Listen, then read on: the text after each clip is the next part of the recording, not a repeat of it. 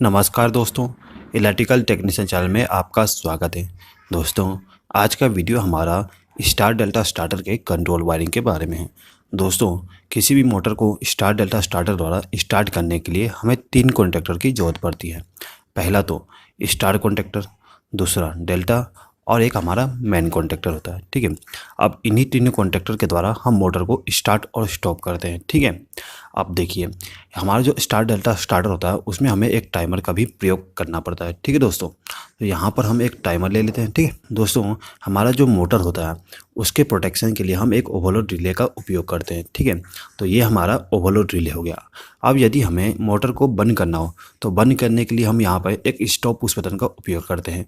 दोस्तों, stop push button में NC contact का उपयोग करते हैं। ठीक है, उसके बाद मोटर को स्टार्ट करने के लिए एक स्टार्ट पुश बटन का उपयोग करते हैं। ठीक है, तो ये जो रेड वाली पुश बटन है वो हमारा स्टॉप पुश बटन हो गया और ग्रीन वाली पुश बटन हमारा स्टार्ट पुश बटन हो गया। ठीक है, अब हमें इसका कंट्रोल वायरिंग करना है। तो सबसे पहले हम क्या करेंगे, यहाँ पर एक कंट्रोल एमसीबी ले लेंगे। ठीक है दोस्तों, अब जो हमारा कंट्रोल एमसीबी है इसी में से पावर सप्लाई ले जाके हमारे जितने भी इलेक्ट्रिकल इक्विपमेंट है उसको कंट्रोलिंग करेंगे। ठीक है, तो सबसे पहले हमारा जो एमसीबी है इसके इनकमिंग टर्मिनल पे पावर सप्लाई को कनेक्ट कर देते हैं। ठीक है, तो हमने यहाँ पर फेस सप्लाई और न्यूट्रल सप्लाई लेके आ गए। ठीक है, अब जो हमारा एमसीबी है इसके आउटगोइंग वाले टर्मिनल से एक वायर को कनेक्ट करके हम क्या करेंगे कि हमारा जो ओवरलोड रिले का 95 नंबर टर्मिनल है उसके साथ कनेक्ट कर देंगे। आप यहाँ पे देख सकते हैं दोस्तों, ये हमारा ओवरलोड रिले का 95 नंबर टर्मिनल है। ठीक है, उसके बाद ये जो हमारा ओवरलोड रिले का 96 नंबर टर्मिनल है इसमें से एक वायर को कनेक्ट करके हमारा जो स्टॉप पुश बटन है उसमें कनेक्ट करेंगे।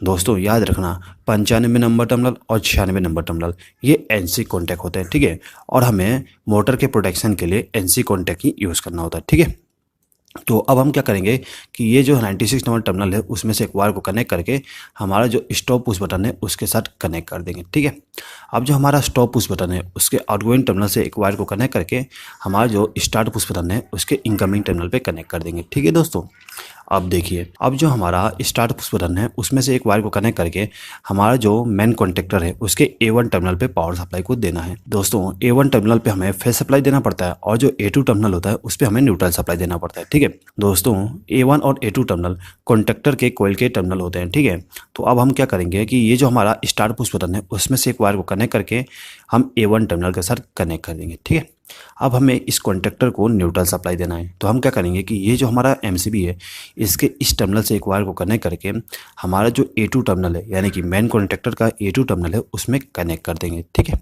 तो यहाँ पर हमने मेन कॉन्टैक्टर को फेस सप्लाई और न्यूट्रल सप्लाई दोनों दे दी है। दोस्तों, अब हमें इस मेन कॉन्टैक्टर को होल्ड करने के लिए होल्डिंग सर्किट बनाना है। ठीक है, तो होल्डिंग सर्किट के लिए क्या करेंगे कि ये जो हमारा मेन कॉन्टैक्टर है इसका एनो कॉन्टैक्ट का उपयोग करेंगे, यानी कि 13 नंबर टर्मिनल और 14 नंबर टर्मिनल का उपयोग करेंगे। ठीक है, तो हम क्या करेंगे, यहाँ से एक वायर को कनेक्ट करके हमारा जो 14 नंबर का टर्मिनल है उसमें कनेक्ट कर देंगे। ठीक है, अब हमें क्या करना है कि ये जो 13 नंबर का टर्मिनल है उसमें से एक वायर को लेके हमारा जो A1 टर्मिनल है उसमें कनेक्ट कर देना है। ठीक है, तो हमने क्या किया, यहाँ पे एक वायर को लूप कर दिया। तो ये जो आप वायरिंग देख रहे हैं ये हमारा DOL स्टार्टर का वायरिंग है। ठीक है, इस प्रकार से हम DOL स्टार्टर का वायरिंग करते हैं।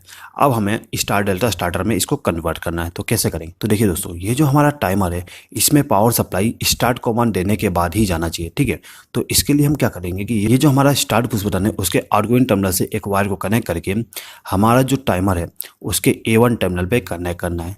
दोस्तों, टाइमर का A1 और A2 टर्मिनल उसमें हमें फेस सप्लाई और न्यूट्रल सप्लाई देना पड़ता है। ठीक है दोस्तों, टाइमर का A1 और A2 टर्मिनल टाइमर के कोयल के सप्लाई होते हैं। ठीक है, तो हम क्या करेंगे कि यहाँ से एक वायर को कनेक्ट करके टाइमर के A1 टर्मिनल पे कनेक्ट कर देंगे। ठीक है, अब जो टाइमर का A2 टर्मिनल है यहाँ पर है। ठीक है दोस्तों, यहाँ पे दिख नहीं रहा लेकिन टाइमर का A2 टर्मिनल यहाँ पर है। ठीक है, तो A2 टर्मिनल पे हम क्या करेंगे कि एक वायर को यहाँ से कनेक्ट करके A2 टर्मिनल पे कनेक्ट कर देंगे। ठीक है, तो यहाँ पर हमारा जो टाइमर है उसको फेस सप्लाई और न्यूट्रल सप्लाई मिल गया। ठीक है दोस्तों, ये जो हमारा टाइमर है इसमें 2 ऑक्सिलरी कॉन्टैक्ट हैं।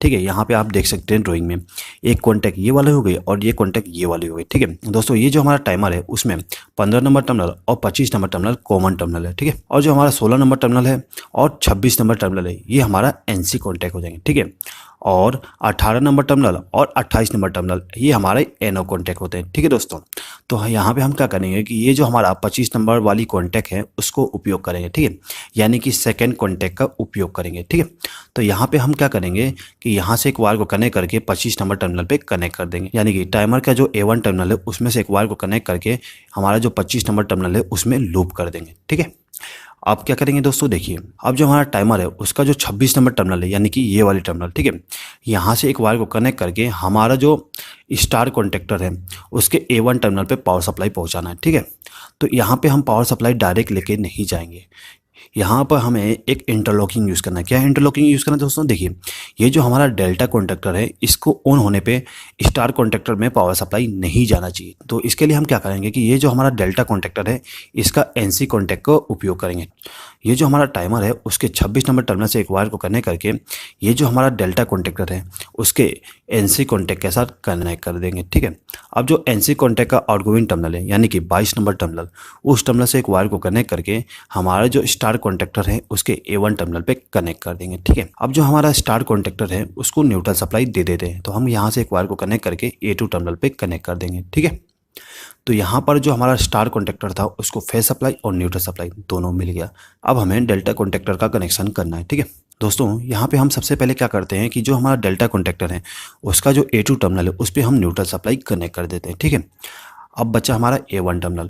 अब हमें इस A1 टर्मिनल पे पावर सप्लाई पहुंचाना है, इसके लिए भी हम इंटरलॉकिंग यूज़ करेंगे। क्या इंटरलॉकिंग यूज़ करेंगे दोस्तों, देखिए जो हमारा स्टार कॉन्टेक्टर है इसका NC कॉन्टेक्ट के द्वारा हम पावर सप्लाई A1 टर्मिनल पे लेके जाएंगे। ठीक है, इससे बेनिफिट ये होगा कि यदि हमारा स्टार कॉन्टेक्टर ऑन है तो डेल्टा कॉन्टेक्टर ऑन नहीं हो पाएगा। तो हमारा जो डेल्टा कॉन्टेक्टर है उसको पावर सप्लाई कहाँ से देते हो, देखिए जो हमारा टाइमर है उसका जो एनो कॉन्टेक्ट है यानी कि 28 नंबर टर्मिनल, ठीक है, इस टर्मिनल में से एक वायर को कनेक्ट करके हम क्या करेंगे कि हमारा जो स्टार कॉन्टेक्टर है उसके NC टर्मिनल के साथ कनेक्ट कर देंगे। ठीक है, तो यहाँ से एक वायर को कनेक्ट करके हमारा जो NC कॉन्टेक्ट है ये वाली उसमें एक वायर को कनेक्ट कर देंगे। ठीक है, अब जो हमारा NC कॉन्टेक्ट का आउटपुट टर्मिनल है यानी कि 21 नंबर टर्मिनल, ठीक है, उसमें से एक वायर को कनेक्ट करके हमारा जो डेल्टा कॉन्टेक्टर है उसके A1 टर्मिनल पे कनेक्ट कर देंगे। ठीक है, तो दोस्तों कुछ इस प्रकार से हमारे जो स्टार डेल्टा स्टार्टर होता है उसका कंट्रोल वायरिंग करते हैं। ठीक है दोस्तों ये जो हमारा स्टार डेल्टा स्टार्टर है वो कैसे वर्क करता है उसके बारे में भी आपको थोड़ा सा बता देता हूँ। देखिए यदि हमें इस स्टार डेल्टा स्टार्टर को ऑन करना है तो सबसे पहले हमारा जो MCB है उसको ऑन करना पड़ेगा। ठीक है,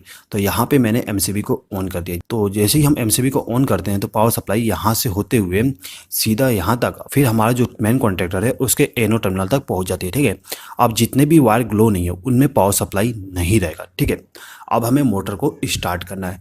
अब यदि हमें मोटर को स्टार्ट करना हो तो हम क्या करेंगे कि जो हमारा स्टार्ट पुश बटन है उसको प्रेस करेंगे। जैसे ही इसको प्रेस करेंगे तो पावर सप्लाई यहाँ से फ्लो होते हुए हमारा जो मेन कॉन्टेक्टर है उसके A1 टर्मिनल पे चली जाएगी और यहाँ से वो एक वायर लूप है हमारे टाइमर के A1 टर्मिनल पे। ठीक है, तो जो हमारा टाइमर है उसमें भी पावर सप्लाई चली जाएगी। ठीक है, और जो हमारा टाइमर है उसका जो NC कॉन्टेक्ट है उसके द्वारा पावर सप्लाई हमारा जो स्टार्ट कॉन्टेक्टर है उसके A1 टर्मिनल पे भी पहुंच जाएगी, यानी कि मोटर को स्टार्ट करते ही हमारा मेन कॉन्टेक्टर, स्टार कॉन्टेक्टर और जो हमारा टाइमर है वो तीनों के तीनों ऑपरेट हो जाएंगे। अब क्या होता है कि जो हमारा टाइमर है उसमें पावर सप्लाई आने के बाद टाइमर का काउंटडाउन स्टार्ट हो जाती है। ठीक है, और टाइमर का काउंटडाउन कंप्लीट होने के बाद क्या होता है, इसके जो कॉन्टैक्ट है यानी कि NC कॉन्टैक्ट है वो चेंज होता है। ठीक है, तो चेंज होते क्या होगा कि हमारा जो स्टार कॉन्टेक्टर था वो ऑफ हो जाएगी और डेल्टा कॉन्टेक्टर में पावर सप्लाई चली जाएगी। ठीक है, अब मान लो कि किसी कारण से मोटर ज़्यादा करंट लेने लगी, ठीक है, तो इस कंडीशन में क्या होगा कि हमारा जो ओवरलोड रिले है वो ट्रिप हो जाएगा। ठीक है,